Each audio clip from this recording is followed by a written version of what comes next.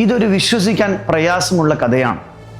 ലോകത്തെ ഏറ്റവും വലിയ കമ്പനിയായ ആമസോൺ എങ്ങനെയാണ് തകർച്ചയുടെ വക്കിൽ നിന്നും $1 ട്രില്യൺ സാമ്രാജ്യമായി മാറിയതെന്ന് നിങ്ങൾക്കറിയുമോ? വർഷം 2000 ആമസോൺ പൂർണ്ണമായും തകർച്ചയുടെ വക്കിലായിരുന്നു.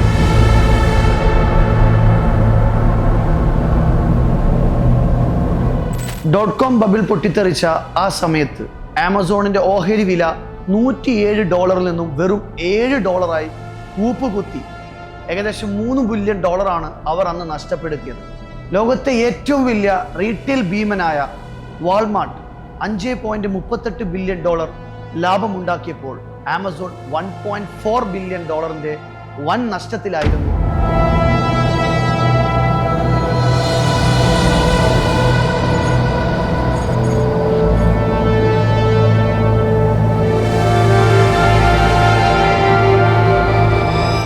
പലരും ആമസോൺ സ്ഥാപകൻ ജെഫ് ബസോസിനെ ഒരു തമാശയായി കണ്ടു തുടങ്ങി.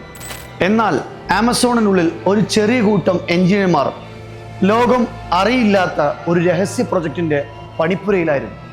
അന്ന് ആമസോണിലെ 40 വ്യത്യസ്ത ടീമുകൾ പുസ്തകങ്ങളുടെ വിവരങ്ങൾ എടുക്കാൻ ഒരൊറ്റ സ്പ്രെഡ്ഷീറ്റായിരുന്നു ഉപയോഗിച്ചിരുന്നത്. ദശാംശ സംഖ്യയുടെ പ്രശ്നം പരിഹരിക്കാൻ ബുക്സ് ടീം ആ ഷീറ്റിലെ വിലകളെല്ലാം ഡോളറിന് പകരം സെന്റുകളാക്കി മാറ്റി.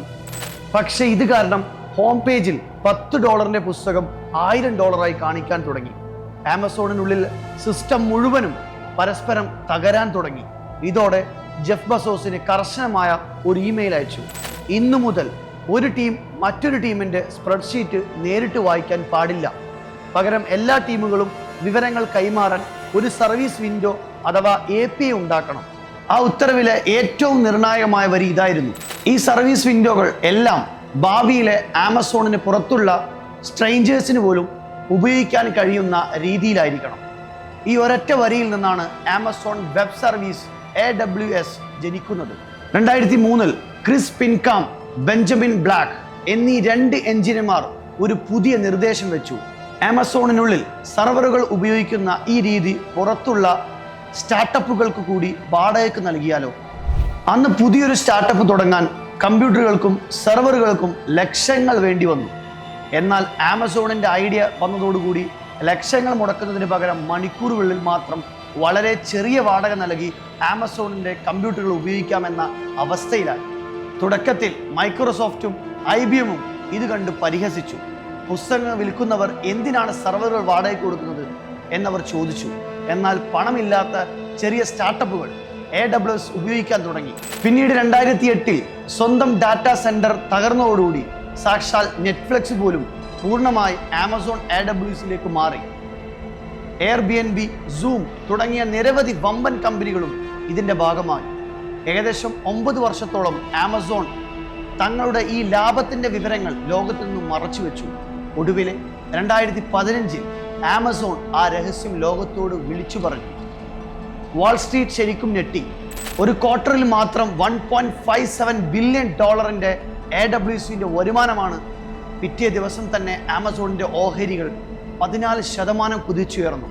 2025 കണക്കുകൾ പ്രകാരം AWS $125 ബില്യൺ വരുമാനമായും $46 ബില്യൺ ലാഭവും നേടി. ഇത് വാൾമാർട്ടിന്റെ മൊത്തം ലാഭത്തേക്കാൾ വളരെ കൂടുതലായിരുന്നു. ഇന്ന് AWS ഒറ്റയ്ക്ക് $1 ട്രില്യൺ മൂല്യമുള്ള കമ്പനിയാണ്. നമ്മൾ നിത്യവും ഉപയോഗിക്കുന്ന ഇന്റർനെറ്റിന്റെ പകുതിയോളവും ഇന്ന് പ്രവർത്തിക്കുന്നത് അന്നത്തെ തകർച്ചയുടെ വാക്കിൽ നിന്നും ഉയർന്നു വന്ന ഈ മാന്ത്രിക വിൻഡോകളിലൂടെയാണ്. ഇതിൽ നിന്നും എനിക്ക് നിങ്ങൾക്ക് തരാനുള്ള ഒരു അഡ്വൈസ് എന്ന് പറഞ്ഞു കഴിഞ്ഞാൽ, എവിടെ സ്ട്രഗിൾ അനുഭവിക്കുന്നുണ്ടോ അവിടെ ഒരു ഓപ്പർച്യൂണിറ്റി ഉണ്ടാവും.